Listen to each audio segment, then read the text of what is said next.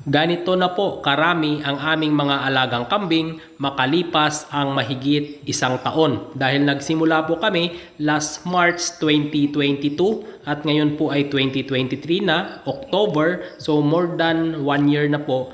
At ang dami po ng aming mga alagang kambing ay nasa almost 30 na piraso na po ito. At ang karamihan po rito ay mga buntis. Kaya po hindi ito dumami pa po ng mahigit sa 30 dahil nga po ang mga anak po nila nung mga nakaraang taon ay mga lalaki. So ibig sabihin, pag lalaki po ay dinidispose po namin dahil nga po kapag maraming lalaki sa ating farm, yan po ang dahilan na makukunan po ang ating mga buntis na kambing dahil nga po ang mga lalaki sampa ng sampa. At alam niyo po ba, sa farm namin na ito ay wala po kaming ini-inject na kahit anong vitamins sa aming mga alagang kambing, kundi ang tanging gamit lang po namin ay Vitamin Pro. Yan po ang vitamina na maintenance ng aming mga alagang kambing sa loob po ng mahabang panahon naming pag-aalaga ng mga kambing.